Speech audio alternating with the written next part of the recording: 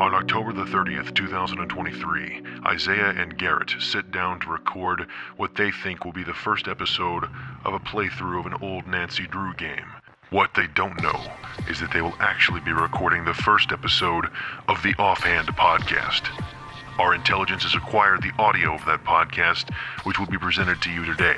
Warning, this is a level 4 restricted recording. Any attempt to leak this recording to the public will result in the termination of your contract.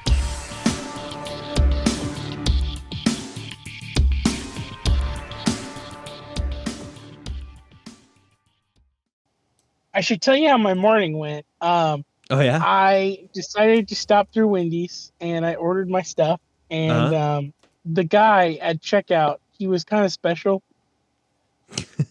Yeah. He was a special individual. And I get up there and he's like, "So, how's your day going?" I was like, "Oh, it's going good, man." He's like, "That's good to hear. Have you seen the Five Nights at Freddy's movie?" Dude. And I was like, "I have, actually." And he's like, "Oh, man, that movie is a little bit too scary for me. But how did you like it, sir?" And I was like, I gave him just like the general answer, and he's like, "Oh, that's so good to hear. Yeah, when I was watching the trailer, and does the training video show up at all in it?" And I was like, "Oh, yeah, it does." And he's like, "Oh, then I'm not gonna watch it. That's so scary." I was like, "Oh, okay, yeah, man."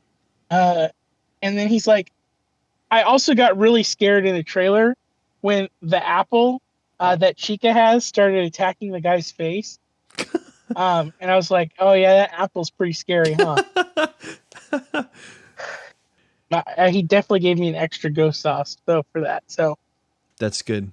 I like to think that he has that conversation with every customer. I'm pretty sure he does. I think that he's like really hyped up on Five Nights at Freddy's. And he's been asking every single customer. Wow. I'm serious. I seriously, I believe that. That's awesome. Man, it was an experience. I'm not going to lie. It kind of tripped me out a little bit because it was just so odd. So like, it's been like almost 10 years since me and Parker started playing those games. Mm-hmm. And it was just a weird it was just a weird experience for me. I enjoyed myself. It's a weird full circle. Okay, not to like get too deep into it, but that's kind of like what I left with. Like, I remember when it like came out and like it was just like that was like a big deal, and I followed along with like all of the like game theory stuff there at the beginning, and like when they announced like the third game and they were showing like the teaser images and stuff, that was a big deal. And so like there's just a part of me that like I can't like I'll say it, it's kind of a dumb movie. Yeah. Like there was nothing about it that was like actually special or like really incredible or really scary or like right. But I still enjoyed myself. Yeah, I so did it's too. like it's a really weird like just somewhere in the middle where I land. Right. That's like when it was over and we were still sitting there. Barker was like, "So that was mid." Like, and like, yeah, it was. And like there was, I figured with it being done by Blumhouse that like production value, like would be good. Like it would be, at least it would look good. And it did. Yeah. Dude. So it explains absolutely everything. Jim Henson Company did the animatronics. That's what other Garrett said when I told him I watched it. And I mean that aspect shows, like, really shows. Yeah, it would, like, it looked really good. Yeah, I was looking at the animatronics like that, you know, that's them, you know? Yeah. There he is. There he is. There he is. Like, get him out of here. Get him out. But like, so I don't know. Maybe we should wait till we start recording and stuff, so we can, you know. I'm gonna be honest. I started recording a minute ago, so I could. Oh, did you really? Yeah, I was gonna tell you anyways, but no, it's fine. I just started recording because I was trying to get Nancy Drew lined up on the screen, because you know how that goes. I should wait for my social to give up my social to you. I should probably wait. Yeah, we'll do that after, but okay. Yeah, if we want to include, if we want to make something of our thoughts about Five Nights at Freddy's, I'd be so down. Yeah, I'd be so down. Just a side, you know, random video. No, so like, I went with 2 guys from work that I know. And their experience with Five Nights at Freddy's was like really nothing. Right. They like everybody's heard of the game. I asked them both. Both said, "Oh, I played the game, the first game when it came out, like a few times." Yeah.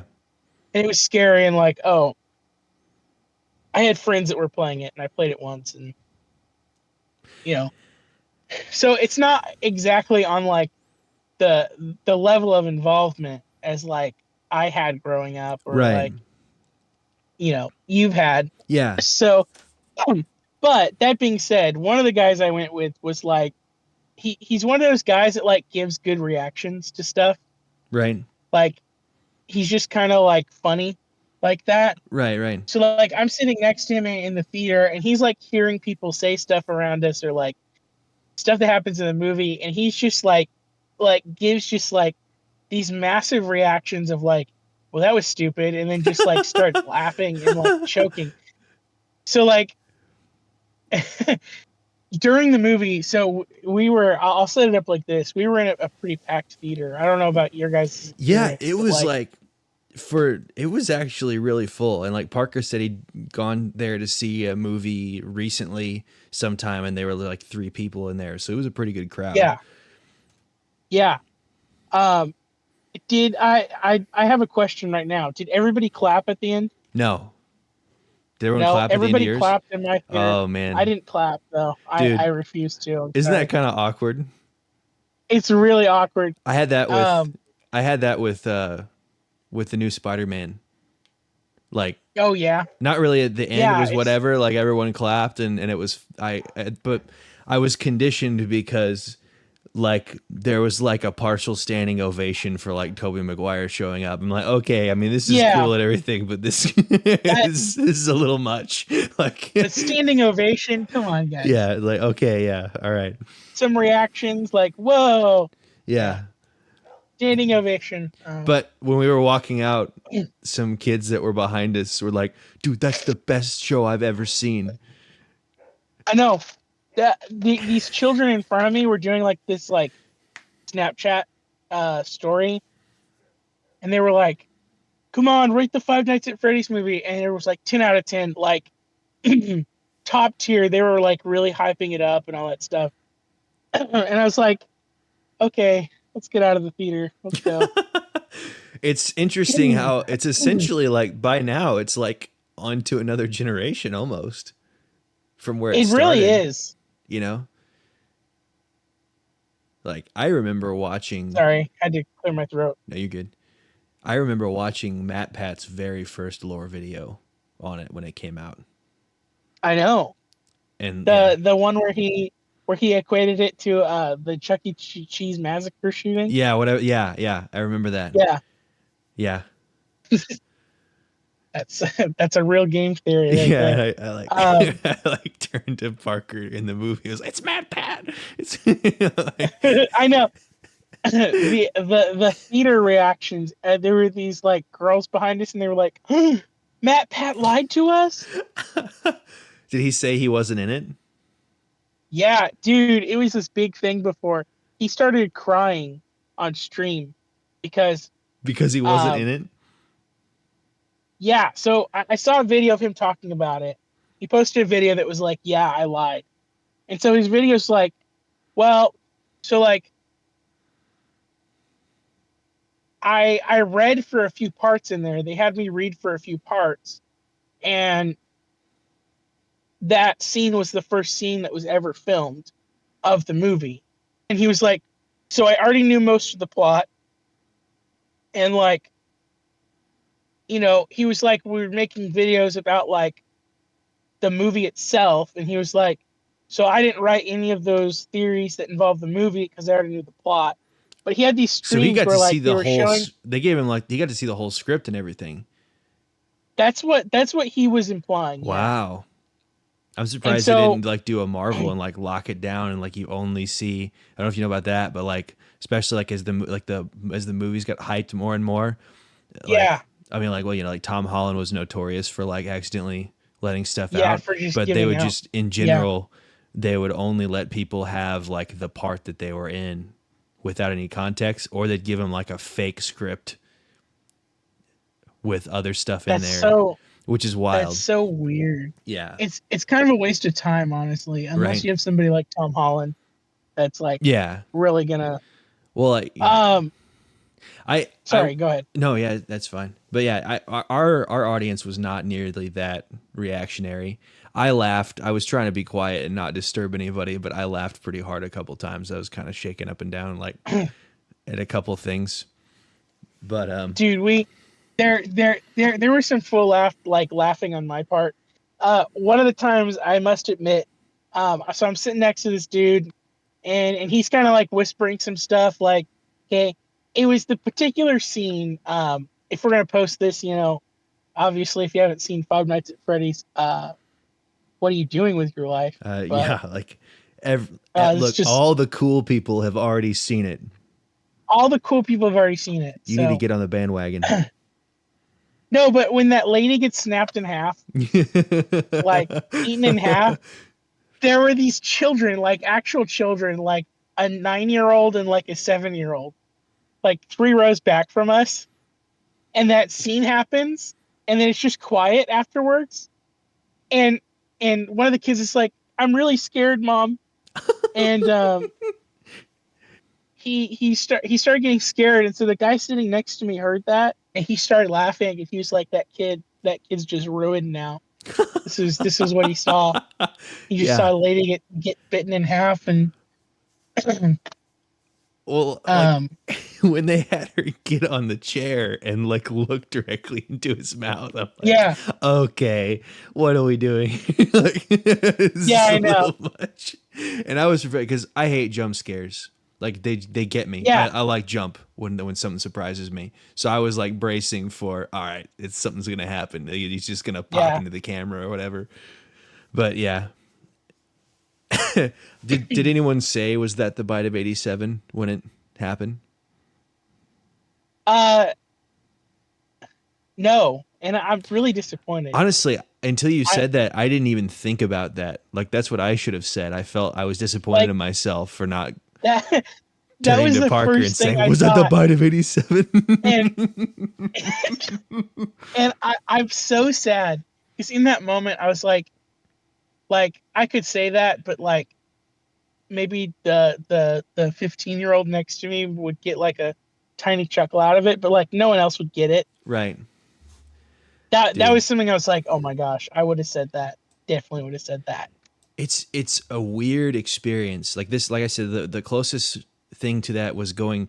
I don't know if I told you. I rode with Garrett and Preston down to Branson to see Spider-Man: No Way Home in IMAX. Which really? It wasn't. Maybe it was the premiere day. I don't think it was. I think it had already been out for a few days or something. I can't remember exactly. Yeah. I think we saw it on a weekday because I think I took a day off work to go down there with him. But it's a weird experience being in a theater full of people who are just like obsessively interested in what you're seeing on the screen like that, you know? Yeah. Like I imagine maybe that's what it was like to an extent with like, the second or third Star Wars movie back in the day or something. But I don't even know if, I know it was a big thing, but I don't even know if the level of fandom existed back then like it does now in the internet age, But, even though they were like mostly, and I think there was, obviously some people like bringing their kids, it was like middle school age kids and stuff, and different, teenagers and different people. And, everybody, again, it's like everybody knows about Five Nights at Freddy's. Everybody's heard of it. Everybody knows about it. There's toys everywhere and everything. Like it's a cultural thing, but like, and I don't know. It's just a surreal thing to me. You know what I mean? Yeah, I see. And so I've had a few experiences kind of like that. I think it depends on the audience, right? So I've been hearing like, there's, this is unrelated. There's a fist fight at a Five Nights at Freddy's premiere. Clip of that. It's just this guy just wailing on somebody on the ground. Sorry, Jamie, pull that up. I know, Jamie, pull that Jamie, up pull right that now. up. Let's watch that guy get mauled. Jamie, pull up the Five Nights at Freddy's fist fight. Jamie, zoom in on the blood. That was probably Springtrap. Probably. That was probably one of Springtrap's little tricks. Probably. But please continue. Because he doesn't want us to see the truth.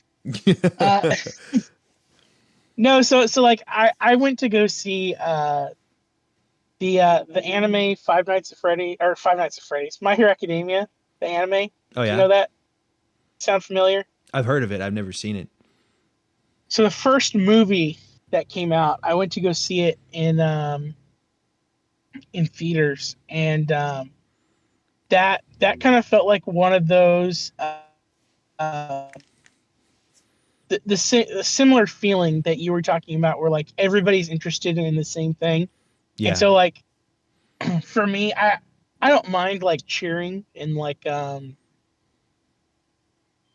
theaters, depending on like how, like what it's for. So like I always consider that first movie like the perfect crowd to movie interaction. Because there were people cheering and they were like getting like excited and stuff, but it didn't ruin. Right. My favorite thing was like the show that primarily takes place in Japan at the beginning of the movie. This was probably my favorite one. I'll tell this and then we'll move it back to FNAF, but it was my favorite audience interaction. The movie starts out in Las Vegas, and it like showed Las Vegas and everybody started cheering. Like, like, whoa, we're in America. That's so cool. Not something that's shown all the time in the anime. And like mid crowd cheering, there's a massive explosion as buildings just blow up. And everyone just like, they like lose it. They like start cheering, and then like explosion sound. They're like, oh, wow. It just dies down immediately. That's awesome. That's just kind of funny. Anyways, but yeah, I mean, it was kind of the same thing with Five Nights at Freddy's. Right. Like, there are people that were like really getting into it. It sounds like you had a pretty active audience there, because like I said, there was, I would hear whisperings, like I could hear people behind me, and there was some people kind of near that, like I could tell that like they were like kids or teenagers that like knew all the lore and everything, Yeah. But it wasn't, like I said, it was a pretty passive crowd. I don't recall a lot of, maybe there was some reactions. I don't know. I tend to like, when I'm watching a movie, if I'm actually in it, like I tend to laser in on it, and like unless anything really crazy happens, I don't really notice the crowd that much. Yeah. Because that's just kind of how I watch movies. If I'm invested, if I'm not invested, I'm just kind of observing, then it's whatever, but you're just waiting for it to be over. Yeah. I'll go on a little rabbit trail myself. An example of that is, do you ever watch any of the Maze Runner movies? I've seen the first one. See, I haven't seen the first one. I saw the second one at someone's house. I was over just like a youth group hangout thing, and they put it on, and I saw the second one, which was, it was whatever. and I wasn't really invested in it. And then Caleb wanted to go see the third one because he liked the first two movies, and invited me to go with him. And so I was like, oh, okay. And then Justin told me that him and Parker had like gone to see it like a couple days before, and he was saying that like there's like the one girl that like keeps, spoilers obviously, but like there's this one girl that throughout the whole series she keeps like changing allegiance, like from one side to the other, like just back and forth, and she dies in the third one. Like she falls off a building or something. And he said that there was not a lot of people in the theater, but there was one guy that audibly like, ha, when she died. And it just cracked him and Parker up. And so I went into that movie with like not very high expectations, and I enjoyed myself, but mostly at the expense of the movie. Like it just, it was, and that was kind of the same when I saw Jurassic World. I didn't really like Jurassic World, but it was I was like, okay. I don't mean to offend if you're a fan of Jurassic World, but like I didn't care for it at all. And then the stuff like happens like with the Jeeps where they like dig the Jeep out of the original Jurassic Park, and they're like, oh, hey, remember when we helped our uncle fix his car or something? And then they just like fully restore it in a 2-minute montage, I'm like, okay. That, that thing's been sitting there for 30 years. I know. In like a jungle environment. Like solid piece of machinery there. Yeah. I mean, look, don't get me wrong. The 1992 Jeep YJ with a 4-liter straight six is a very reliable vehicle. But, exactly. But none are protected from the relentlessness of time. That's what I have to say. That's funny. But, I like the first Jurassic World. Yeah. Anything past that is kind of the last movie was like a lot to sit through. I saw the trailer for it. And I almost kind of wanted to watch it because it looked honestly really dumb. But I would watch it for that. I wouldn't pay to go to the theater probably and see it. But it was way too long. Like Endgame came out and people were like, oh, people might be willing to watch a 3-hour movie. And it's like the epic 3-hour movie was conclusion. Endgame. Yeah. Like the 3-hour movie was Endgame. There were movies on movies building up to it. Yeah, it was a culmination of like 10 years of movies, like all connected together. It was an unprecedented thing. But yeah, you're like, that's totally what they're doing now.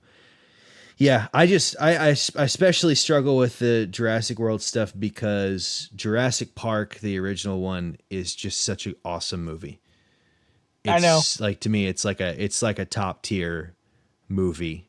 Just the whole thing. I watched it. When did I watched it? I've watched it this year. I think I watched it with someone, and it's just so good. Like just the way every time I watch it, I'm blown away with just how well it sets everything up. How there's a ton of exposition that needs to happen. And I'll shut up about Jurassic Park here in a second. We can No, you're good. But like, there's a ton of exposition that needs to happen. To establish like, okay, well, there's dinosaurs. Obviously, you know that. How did this come to be? And how is this all, there's a ton of stuff that needs explained, but it's not boring at all. Even when they're just sitting around, like the scene where they're in the room talking with Mr. Hammond and the lawyer and everything, and having that whole, and there's like iconic lines and stuff in there. And even though they're just like sitting around a room talking, it's still really engaging, to me. Like there's all of this setup and just the holding back of the suspense that is going to pay off at some point. Like, all right, how do we get to where people are getting eaten by dinosaurs? And just like when that hits, it hits so well.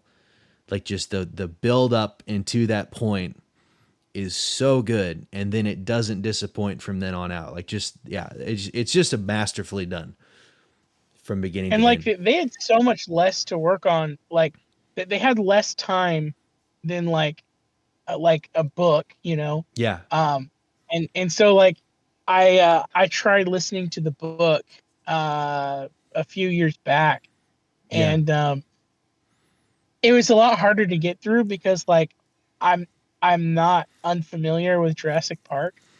So like Right. you have all these like really well written really well written setups on like like somebody gets sent to the ER and they have like the most unexplained like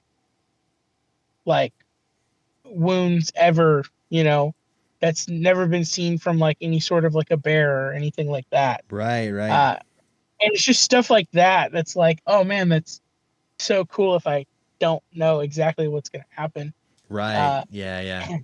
and so like Jurassic Park, like that was also one of those like, I mean, nobody had really heard of it. Right. So they had this, they had to explain it, right? And they did such a good job of like explaining it and then transitioning that to like what is actually a horror movie. Right. And just, yeah, it's exactly what it is. It's a horror movie in disguise. And yeah, Jurassic Park is amazing, like quite incredible. I admittedly like the third movie a lot. I've never watched it. I've seen pieces of it. I think you should watch it. There are some people that just say that it's straight up bad. Right. I feel like, and this is probably because I watched it as a kid, it like rushes into like the complete horror of like being trapped there. Right. Do you know the setup of it? I do, yeah. That like they lost anything? their kid got stuck there, and they get Dr. Grant to come and help them and everything, and it was kind of a ruse that they set up, and yeah. But they still used like practical stuff too, mixed in with CGI. Like that was still a big part of like right what they wanted to do, and so I feel like that makes some of the stuff still like really scary. Yeah, because another thing that blows me away every time I watch the first movie, which is probably like 10 times now, I don't know, I've seen it quite a bit, maybe 8 times, and is just how much better the dinosaurs, how much more real they feel than any of the Jurassic World movies. Yeah. Like when the T-Rex breaks through the paddock, and like that whole sequence is so good. And it, even though you know what you're looking at isn't real, it tricks you so well, you know? And like they literally did stuff. There's one scene, there's one shot where, you know, like the explorers have like the plexiglass roof on them, and it's Dr. Grant and Ian Malcolm in the Explorer, and like the camera is looking through the roof at the T-Rex, and then it moves and starts to walk in front of the Explorer, like through their headlights. Yeah. And it's completely seamless. I know, like I watched it knowing, because I'd watched it behind the scenes on it, but it switches from the animatronic as they're looking at the roof, and as the camera pans down and the T-Rex walks forward, it switches to the CG model mid-shot. Just crazy. And you totally can't tell, and it sells it so well. Like it just, yeah, there's so much of that is so good, and it's mind-blowing, because they literally invented a lot of the technology to make that happen. They had to write their own stuff. Like it had not been done before to that level. CG stuff had not been done. Nobody had attempted to do something quite that realistic and that scale before that.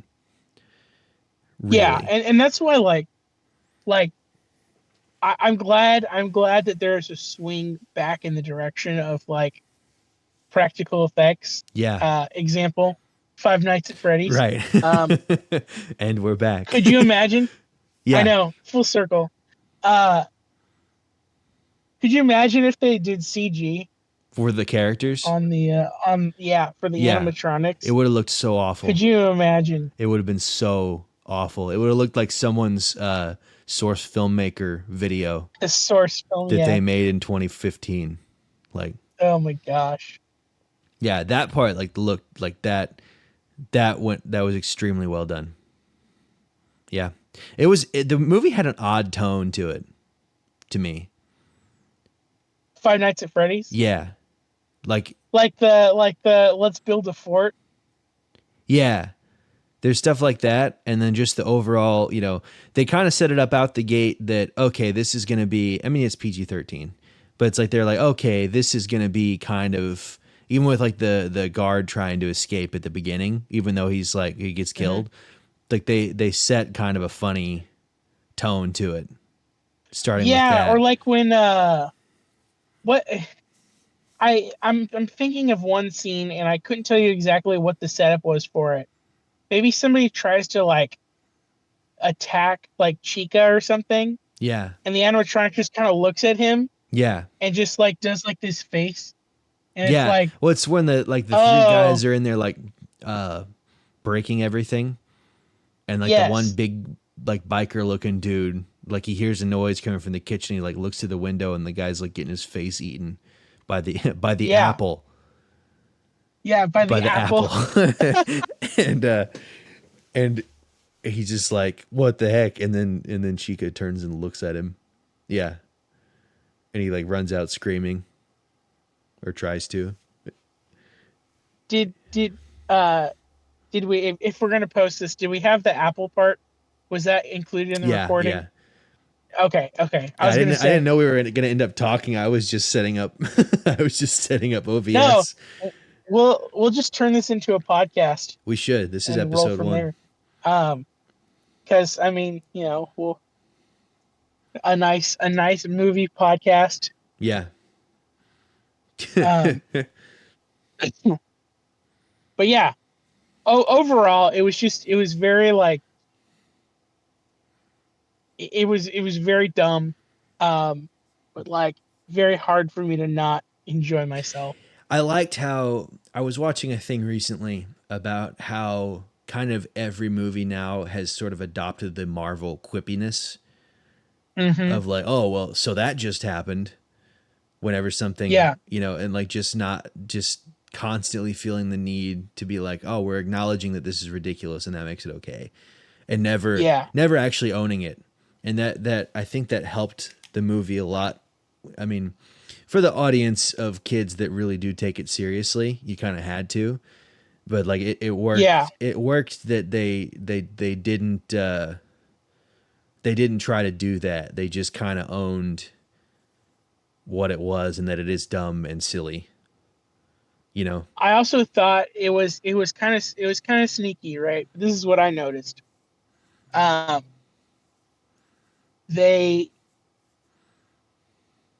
So if you're going off of the games, right?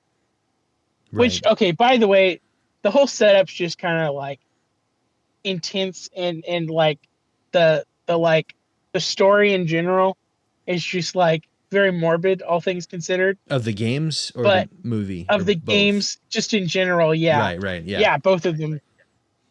Like dead children and stuff, right? Right. But did you notice that the animatronics ended up being like the good guys?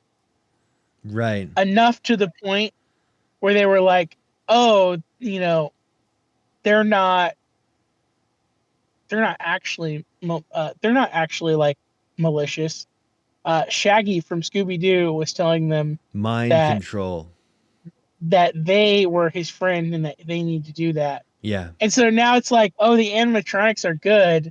So now you have like, I don't want to say heroes, but you have like very close, it's a smart merchandising move, right? Yeah. Yeah.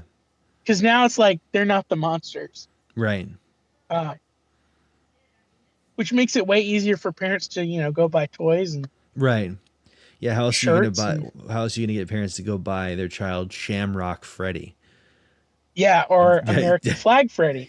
Have you seen Shamrock Freddy? I have. I've seen all of them. I walked into Walmart and saw that like a year ago, and I just had to stand there and stare at it for a minute and be like, what has happened? It's embarrassing. It really is. It's really like, I have no words. Right. Another thing about the movie, it's not that I wanted it to last longer, but the climax resolved really quickly. Yeah. Like the final. I made you. You're nothing without me.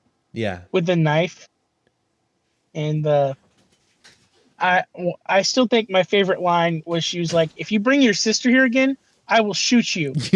And it was like, police I'm pretty brutality. sure you can do other things. Yeah. And yeah, just not. What did they mean by that? You know, right? What did Scott Cawthon mean by that? What are they really trying to say? What's the lore implication there? What's the lore implication? Oh, yeah. Yeah, just an interesting. It's an interesting movie. It was. I had fun. I did too. And honestly, I'm starting to value that nowadays. Yeah. Like, I used to kind of be like, well, is the movie good? And then like, if I enjoyed myself, but the movie was bad, I'd be like, oh, well, the movie's bad. Right. But like now I'm just like, I don't know. If I can enjoy myself, like if I can sit down and watch Sunday School Musical and like just enjoy myself, right, then like I consider that a worthwhile of my time. Right, like, right. And maybe it's not good in the ways that like, Jurassic Park is good. Right. But I still enjoyed myself, which, to me just means more. Right. Like I probably wouldn't have ended up seeing it in theaters if I hadn't been going to go with Parker. Yeah. Cuz it's like, I mean, it was a thing for us. Like we would, I think I told you before, but like we would we'd hook his laptop up to the TV and turn off all the lights in his basement, and we would play Five Nights at Freddy's with the Steam controller.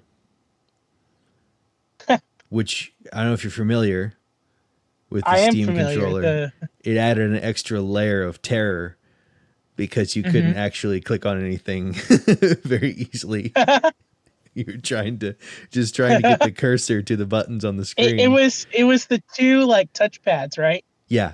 Yeah, instead of sticks, it has two touchpads. Yeah. Yeah, I know. It's actually Parker got it for like after like already flopped. Parker got it like 90% off or something. They ran a sale, and he paid very little for it compared to the original price. But I don't know if have you ever used one or held one? I have not. You'll have to check it out. I think Parker still has his because it's a really interesting piece of hardware because it does a thing. It almost mimics like a trackball, where like if you swipe, it has like haptic feedback, and like the cursor doesn't just stop when you let go of it like on a touchpad. Like it continues the momentum and slows down, so you can kind of like flick it around.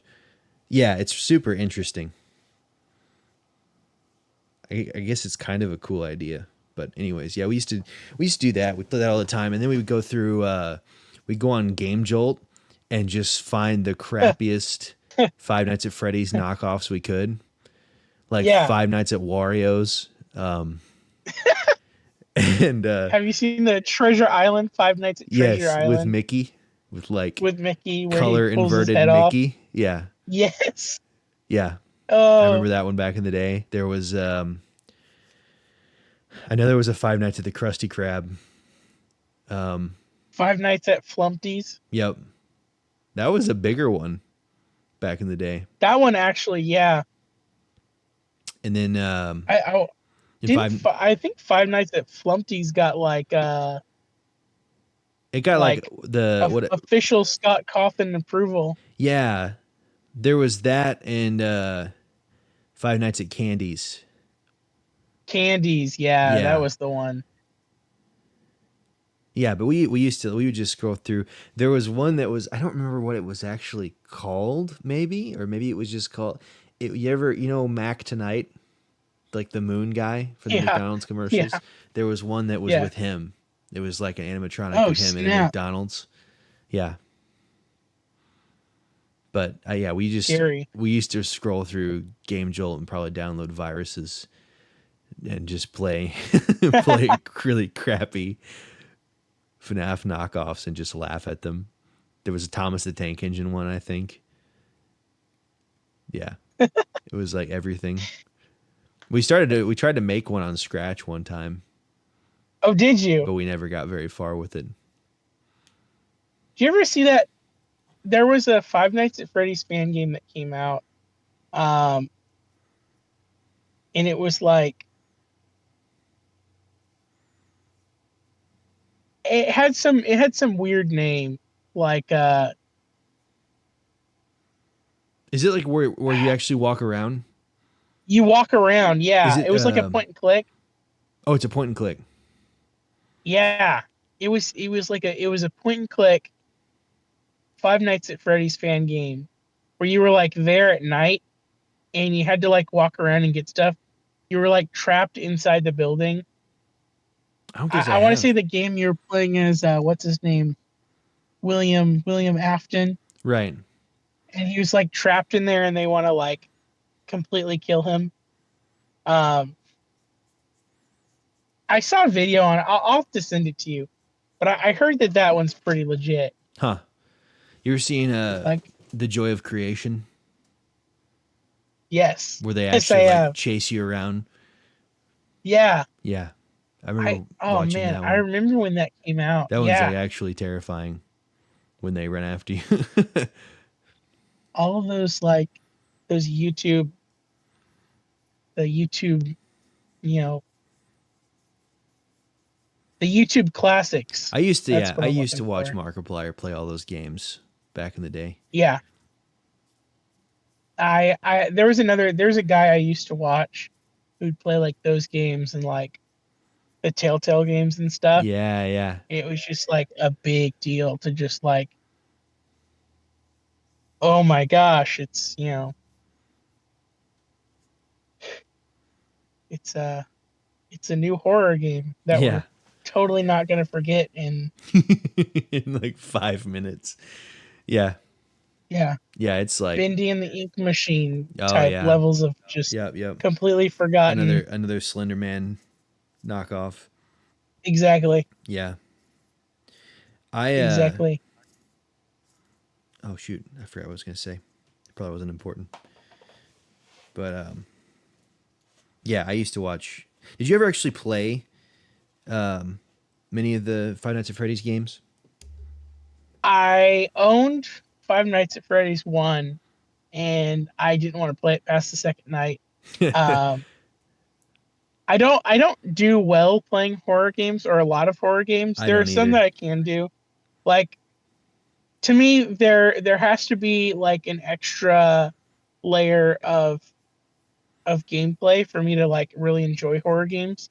So like I played Resident Evil 2, the remake, and that is just an amazing game. Really? I've played it like at least I've at least done like 5 or 6 playthroughs of that. Wow. When I had the PS4 in my life, I was playing that at least twice a year. I'd just sit down and play that in like a week. And to me, that's like horror done really well. Right. And there's an extra layer to that than just trying to memorize like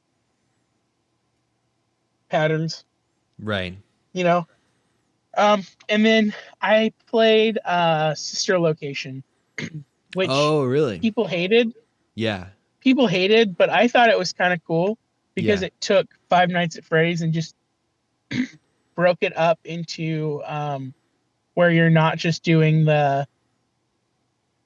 it's not the same gameplay over and over again. Each night had something new. And I really like that. I have that one on my phone. Gotcha. I'll play it sometimes. I'll queue it up sometimes. But outside of that, no. Do you ever play? I haven't played much of them. Five Nights at Freddy's 6, the Pizzeria Simulator? No, I haven't. That one's pretty interesting. Have you ever seen it? Like, seen any playthrough of it or anything? No. I actually haven't. It's so real quick. I played the first one with I think I saw Markiplier or somebody play it first. And then Parker told me that he'd seen it too, because everybody, it was the thing. And so I started playing it. Parker got it, and then he got the rest of them as they came out. I think I had a couple on my phone at one point, or demos or whatever. But yeah, the one that originally that scared me the most was FNAF 2, just because you couldn't shut any doors or do anything. Like, you're just kind of there. Yeah, and it's such a, that one. So I have admittedly been watching this like 8-hour video. I've been chewing through it. This guy just posted it, and he kind of doesn't go like he's trying to tell you the complete story, and more goes into like release date, and then tries to like builds the story from there instead of doing like a complete timeline. Right.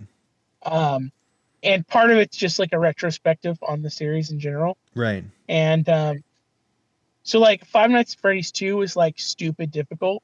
Yeah. And then Five Nights at Freddy's 3 was like not difficult at all. I don't know. He was saying that one, it was like, once you figure it out. Yeah. Well, that's what, and that one always, Five Nights at Freddy's 3 scared me a lot too. Scary is different, is a different, different question. That's the thing about bringing it back around. That's the interesting thing about FNAF 6 is the way the mechanics work. So FNAF 6, it starts out, it fakes you out, and it's like a 2D 8-bit game where you're like Freddy throwing pizzas at kids. Yeah. And then after a minute, it like starts glitching out, and then you go into the actual game. And the whole setup, it's got a pretty funny like intro video that's like selling you a Five Nights at Freddy's like franchise package, like you're opening your own restaurant. And then you get into it, and you're like kind of top down. It looks like a tycoon game. So like, you have different spots, you go into the shop and you buy different like attractions and stuff for your restaurant and decorations and everything. And, you like place it all down. You can try, like you can play some of the arcade games and stuff that you put in your restaurant, and you buy animatronics and all this stuff. And then after you're done with that, like initially you're like, oh, this is pretty neat. And then it takes you into the actual gameplay segment, which is, you're sitting in front of a computer and you've got vents to the left and right of you, and you have to complete these tasks on your screen. And, while stuff is coming through the vents, potentially, but nothing happens on the first night, I don't think. So you have where you can shut off the vents and listen to see if you hear something coming to your right and left, and you have to look right and left and like shine a light down. Yeah. And then you can play sounds in different parts, but you have to complete these tasks, and you have to do all like your maintenance stuff for the restaurant and everything. And then, it's like that. And so you go in ready going like, oh, here we go. I figured it out. So then you go back in to the restaurant phase again. You upgrade stuff with, you get points for going through the night. There's other stuff too. I won't spoil the whole thing. That would be one that you should, I would recommend a playthrough on that one. That one's pretty fun.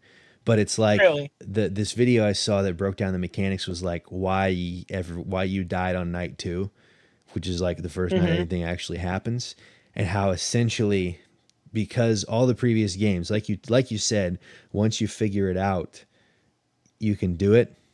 The difficulty just being just the coordination of making sure you're clicking everything at the right time.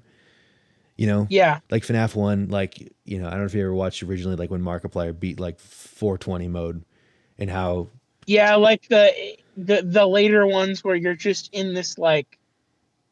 The guy that I was watching almost described it as like a rhythm game. Yeah. So at that point.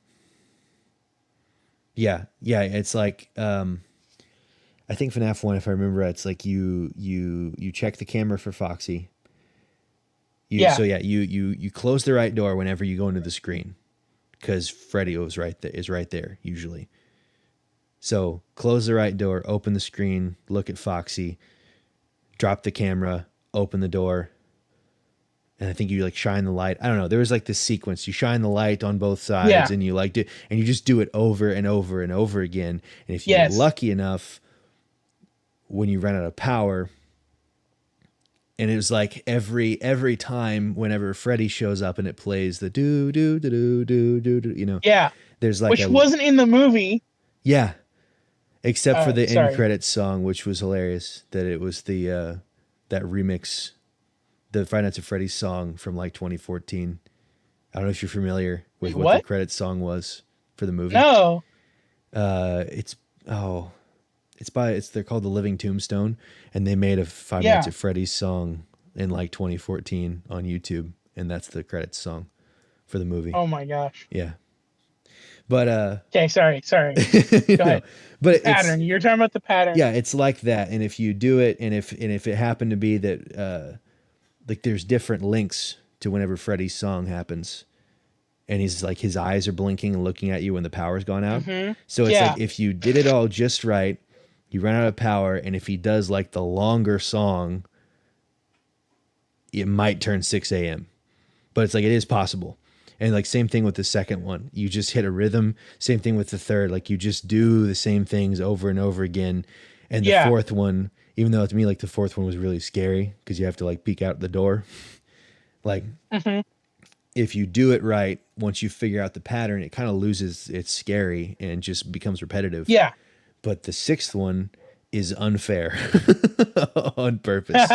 And the way that, and like there is a safe way to play it, but you don't know that coming into it, and you'll make it sort of lulls you into a false sense of confidence that you know what's going on, and you'll make mistakes. Like the things you buy in the store affect your gameplay.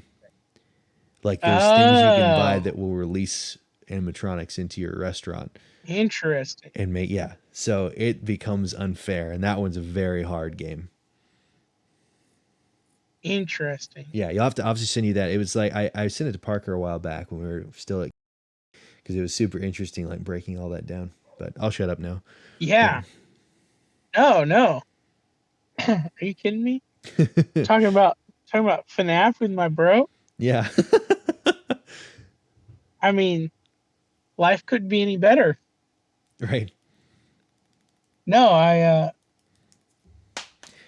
So, well, we'll end this off.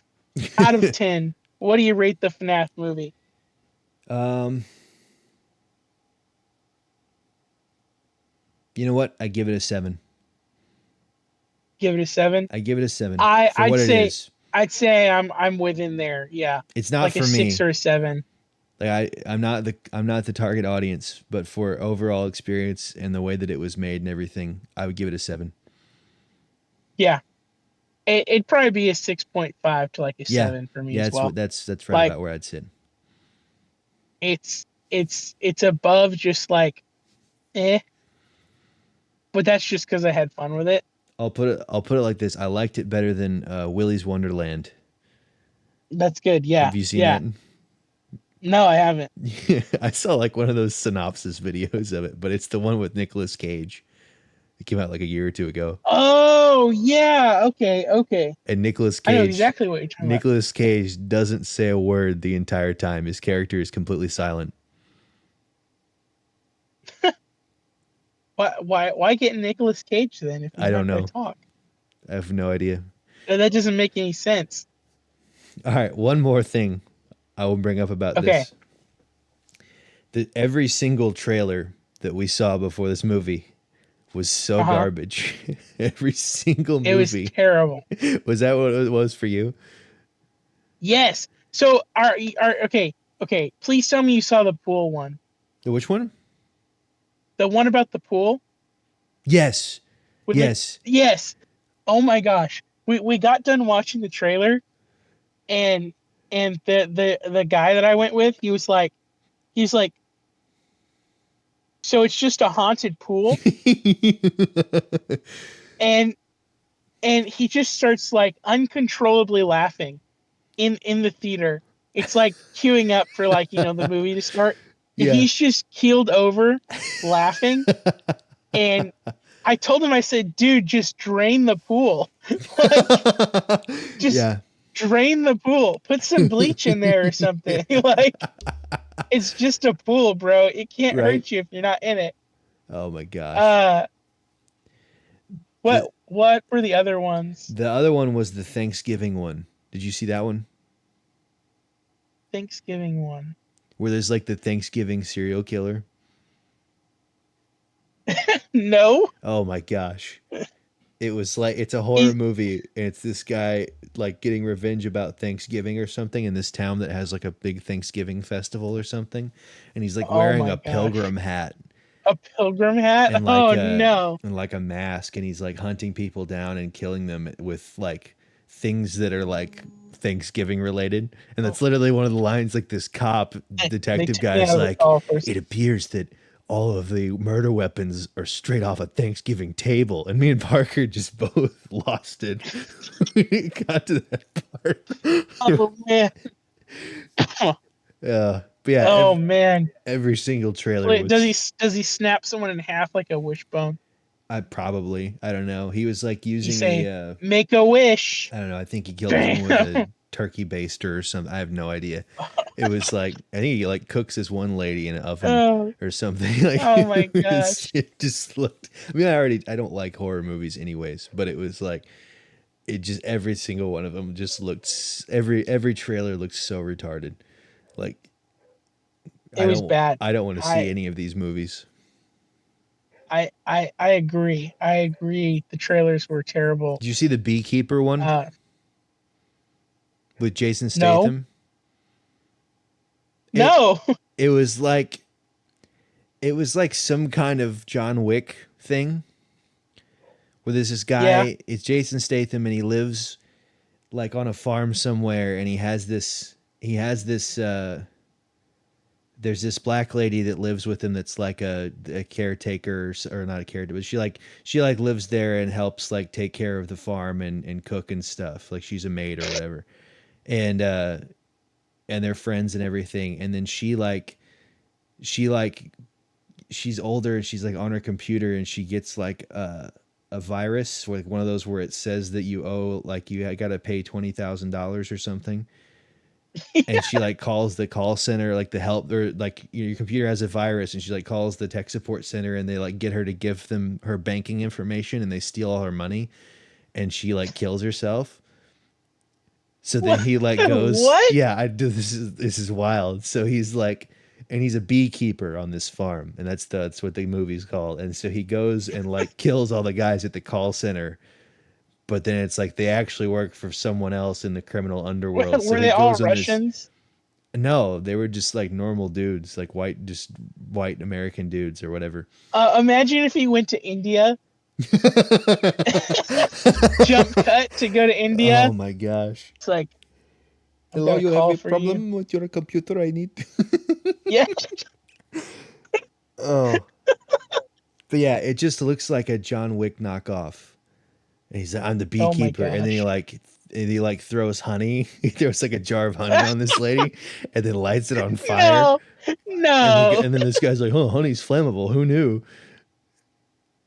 Are you sure you didn't just see like they were just trying to prank you? I'm not kidding. That's the trailer. And I'd seen it before. I saw it on YouTube, I think, or saw a piece of it or something. But it's just, yeah. Oh my gosh. Yeah, you gotta look up the trailer for the beekeeper sometime. Mine weren't nearly as good. I'm kind of sad. Mine were like, there's some like show called Argyle coming out. It's like a spy show. Maybe I saw that. I can't remember. A Nicolas Cage movie where everyone sees him in their dreams. Where everyone sees him in their dreams. Yes. Yeah. Oh my gosh. Parker, we got done. I think Parker was just like, "What was that?" Like, it's weird. Yeah. But it was A24, so I don't know what you expect. No, it's gonna be odd. All I'm saying is the Backrooms.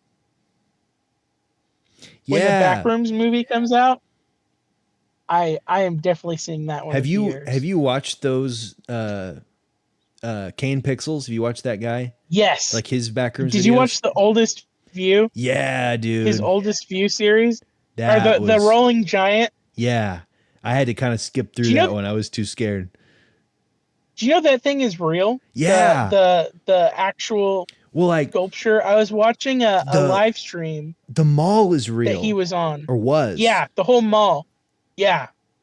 He's like in Texas or something. Yeah, it's been demolished now, but he like got it all from some guy's like dead mall exploration video from like 10 years ago where he walked through. Yeah. And like the giant was there and everything. Yeah. That's crazy. That's a whole nother thing too that I'm like, dude, malls, abandoned malls, or just malls in general, I love them. Yeah. You ever go to the one in Cape? Them. Yeah. That's also dead. Yeah. It's been like over a year since I've been there, but it used to be a pretty happening place. They had a Chick-fil-A in there when I was a kid. Oh, snap. That's where Chick-fil-A was. And then it went away. It closed. And it was like a couple years before it was like probably like 5 years before the one opened up there that's by Best Buy and the hospital and all that there.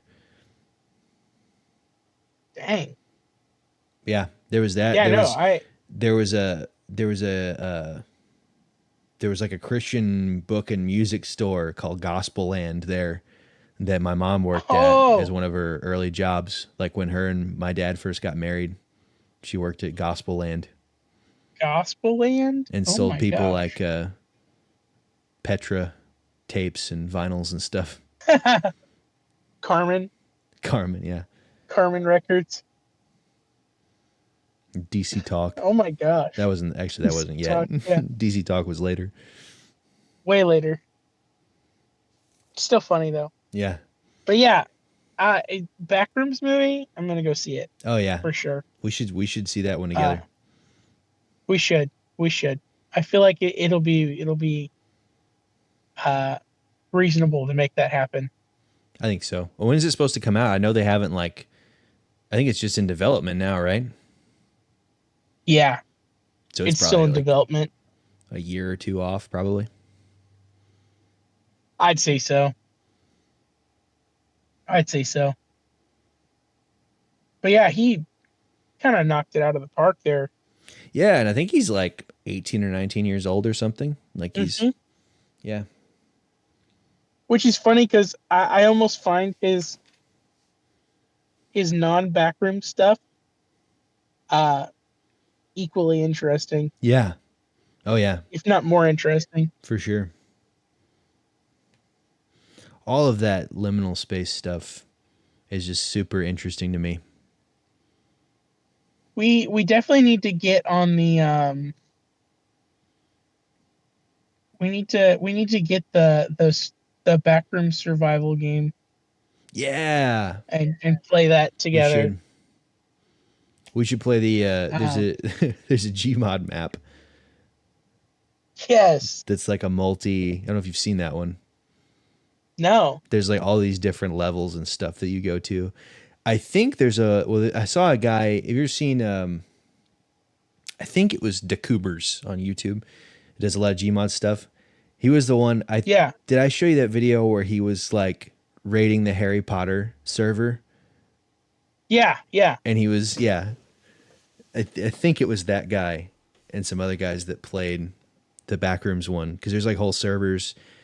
And I think there's like a map you can just play that has like NPCs and stuff. But it's like all these different levels. It's not just like one. Because there's a map that I actually have that's like based on the Kane Pixels videos. It's pretty sweet. Yeah, actually. yeah. But we played on that one a little bit. They've updated it a lot. There's like a bunch more stuff in it now. But yeah. But yeah, I would definitely be down for that game. Imagine being that 4chan user that invented the Backrooms. Yeah, because doesn't like nobody know who it was? No. There's no telling who it was. That's crazy. But then also, would it have been as popular? Probably not. Like, if you look at the original green text of it,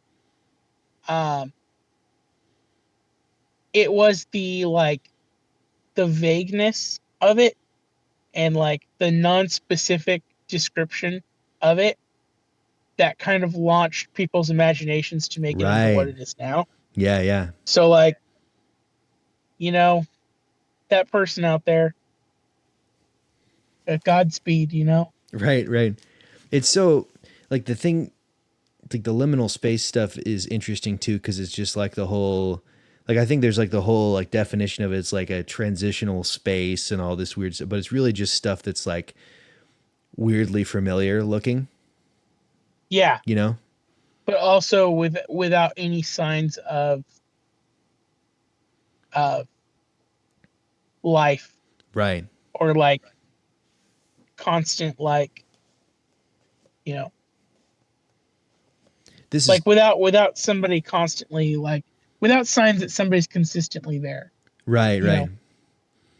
That's the this is a little off, but like you ever watch Wallace and Gromit?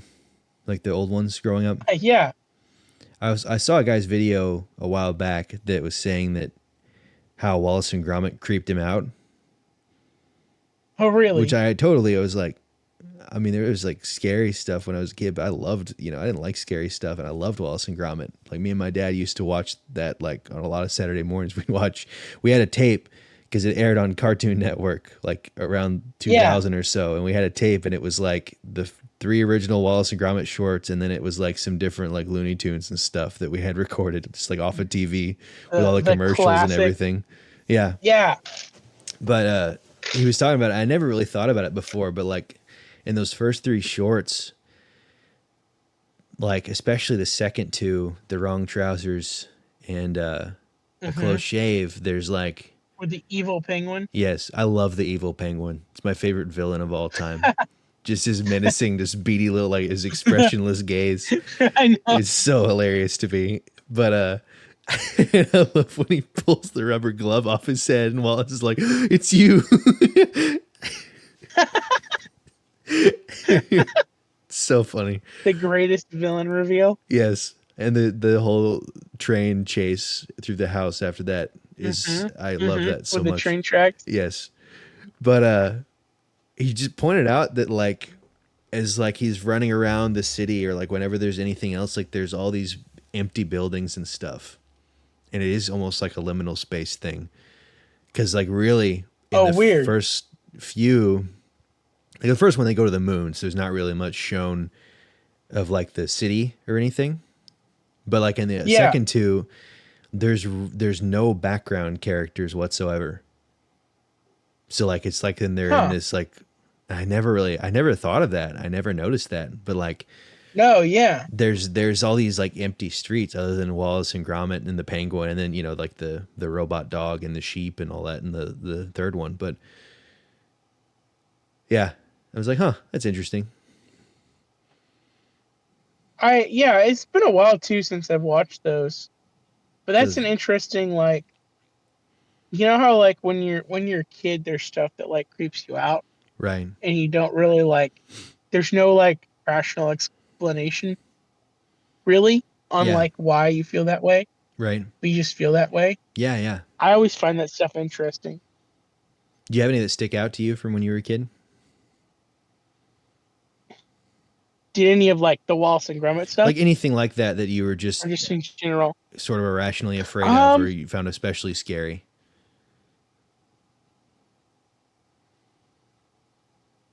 You know, okay, so I've got one.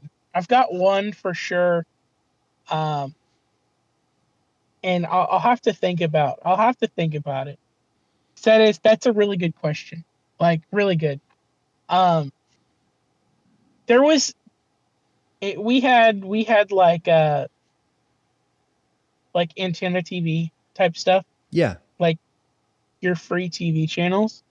Yeah. And there were these weird like Spanish channels put in between.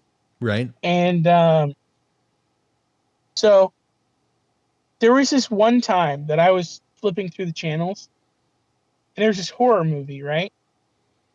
And I could vividly recreate the scene that I saw for you. But I've never been able to find one that matches that one for one. Huh. And it's in So Spanish? it was in Spanish. Huh. And I'll tell you what I found out, because I've tried to look for it for so long. So the scene is this kid laying in bed, right? And it's like storming outside, and he's like in his, like, it's a moonlit room. His bed is in like the center of the room, like the wall, like there's space on both sides of the bed. Right. And this kid's kind of scared, and there's these branches that like hit up against the window, because there's like wind outside, so he's like scared. Right. And there's this clown telephone type thing that has like these arms on both sides, like these like really like, I don't know, like rubber looking arms. And the scene that I remember is it's a shot from above the bed, and this kid's sleeping like dead center of it, and you see both of the hands come out from both sides, like reaching out from both sides, and grab him in bed, and they're like slowly grabbing him, right? And the kid's like struggling, and like the mom is in the other room, and she's like trying to like move, but she's like stuck. She like can't move. Ooh. And so at that point I was too scared. I saw it when I was young, changed the channel. I was scarred for life, Yeah, scared to I would sleep. be. So the closest thing I've found is there was a Poltergeist movie, and I want to say it was like Poltergeist 3 or something like that.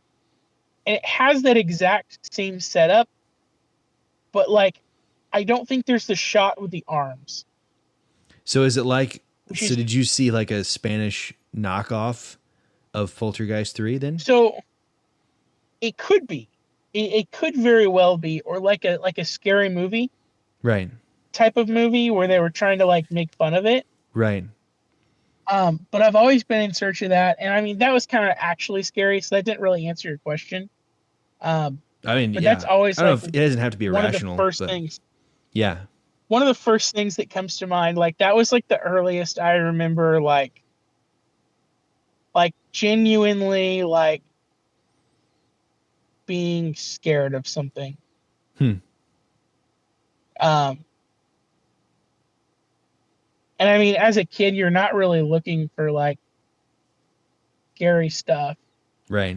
As like, and that's kind of like the fascination I have with like, why do all these young kids really like stuff like Five Nights at Freddy's? I don't think like, I would have liked it at all when I was a kid, honestly. Like I was a teenager when it came out. I think it would have scared me. I don't know. Maybe I would have been intrigued by it. I don't know. And so I think that with a lot of kids, there is that like, they're like intrigued by like something more than just like what they've been consuming. Right. So like something more than just like Disney movies where like, yeah, it's a little bit scary at some points, but like good always wins, and like, like it's very cut and dry, like children's movies type stuff. And I almost wonder if like there's a certain age, it's probably becoming too young nowadays, but like probably, yeah. If kids get to an age where they're like, they're fascinated by like stuff that like could scare them. I don't know. Right. It's kind of the, I mean, all this, the scary stuff is sort of like an adrenaline thing, like same thing with like a roller coaster or something, But yeah, I don't know. I don't know what there is to that. I was a very easily scared kid, I would say, when it came to like creepy stuff.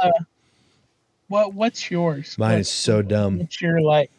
I want to hear it. It's dumb that I was so scared of it. But when you ever seen the first VeggieTales episode, Where's Guy When I'm Scared?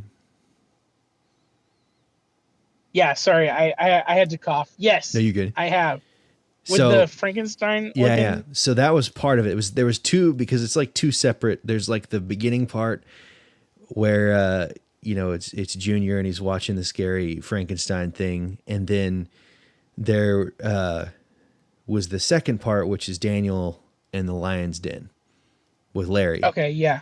So the first part, the thing that scared me was after he watches the show and his mom tells him to go to bed, he like walks up the stairs or hops up the stairs because he's a vegetable. And he like looks at a picture of his family and then like it's just a normal picture. And then they all start to look like Frankenstein, like the kind of like the knobs out the side of his head and everything. And they all start looking scary, like a picture of him and his family. And it like scares him when he runs up the stairs to bed. Like when I was like a little kid, I was terrified that I would like look at my family photos and then they'd start to look creepy. Oh, like no. that.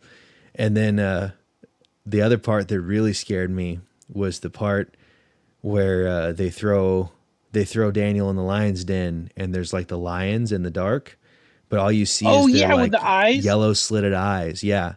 Which, I mean, because they couldn't animate lions was why you couldn't see anything but the eyes. You didn't have the technology, which I mean. A technical limitation scared the crap out of you. Just made it like 10 times more scary. There is something that's a little creepy about early animation stuff in general, I think. Yeah. But, and it's fun. I mean, certainly to their credit, like that was like more than 2 years before Toy Story came out. So like they were, for being a independently funded children's Christian children's vegetable show that I think was worked on by 3 people at the time. What they were doing was groundbreaking, honestly. But anyways, that aside, like the yellow eyes scared me. Like I remember jumping behind the couch and like hiding while that scene would play. And then for a while, like, I wouldn't watch that until like a couple years later. And I watched it. I'm like, oh, this isn't scary at all. But I had a dream when I was a kid. I had those. I had like the closet doors that were like the double folding doors with the slats. You know what I'm talking about? Oh yeah, yeah. Yeah, and they were across the room from my bed. And I had a dream one night that I woke up, or maybe it was like in the middle of the night or something, but I woke up and I looked over and like one of the slats was missing and there was just a single yellow eye staring at me out of the closet. Oh no. And it absolutely terrified me when I was a kid. Oh, yeah. Yeah. So that was that's what sticks out to me. That's terrifying. Yeah. But yeah, I wouldn't have been able to, I don't think I would have been able to handle something like Five Nights at Freddy's when I was younger. No way. Same here. It would have been too much for me at any younger than what I was. Right. Yeah, just because like, I mean, at the age I was, and watching Let's Plays helps. Right. Like, you're not alone. That's my preferred. That or video essays. Yeah. Either or.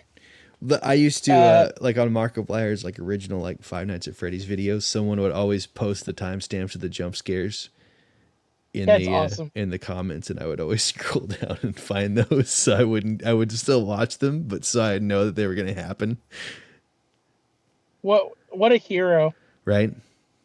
I think I can't remember. So I don't get jump scared super easy when I'm watching someone. Right. For some reason, that's just like, it's probably because like half of me is disassociated with like actually like engaging in the game. Right. So like I can easily just like eat food and watch someone play something and like it doesn't bother me all that much. I think the last one to get me was, have you heard of like the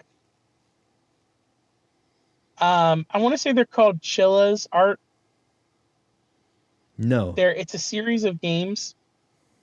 I want to say it's called Chilla's Art. Art? And Art, A-R-T. Okay. Yeah. And it's a collection of games. It's claiming that it's based on like true stories or whatever. Right.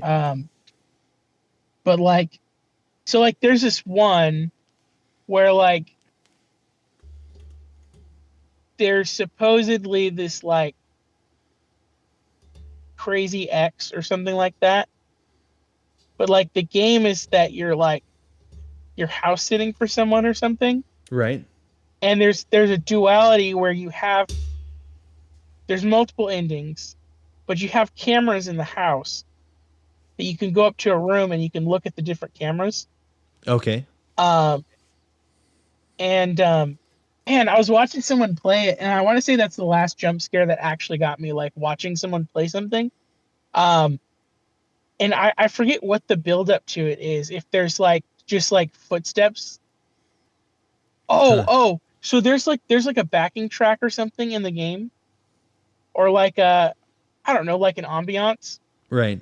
And you go into a room and it just goes dead silent. Oh, yeah. Like dead silent. And then at that point, you're just kind of like waiting. And I want to say there's like footsteps or something, or like this person just like beelines towards you, and just makes this like horrific scream or something like that. That one actually got me. I can imagine. The funniest thing, and if we're gonna post this, it's all fake. I don't believe any of it. It was all a hoax by Alex Jones. Okay. But the newest one is like this dude. I haven't watched it yet. This dude's in like a fire tower. Uh-huh. And he witnesses like a secret meeting. I don't want to say the actual thing if we don't want to if we actually want people to see the podcast. It's okay. Okay. It's that whole like Bohemian Grove type thing. Yeah, okay. That's kind of like what the newer one's based around. Okay. Yeah. He sees something he's not supposed to see. I've seen this one section of gameplay where you like have this camera and it's kind of like, or maybe it's like a telescope or something, but like it's like you're zoomed in, right? And maybe you're like, this is all assumption. I have not watched it yet. I want to watch it. Right. It's on my like playlist of things that I need to watch. But like you're like really zooming in and it's like, hey, I need a picture. And you take a picture and your flash is on. Oh. And like the whole thing just gets interrupted and they all look up. And then like you like zoom you like go back to look again and they're all gone. Oh no.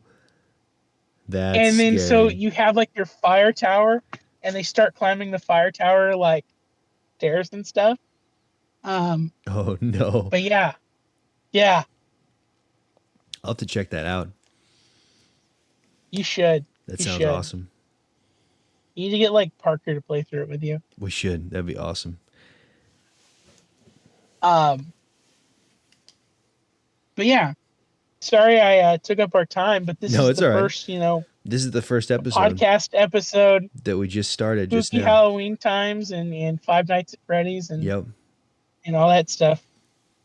All that stuff in between. All of it. Yeah. Jurassic Park and the Bohemian Grove.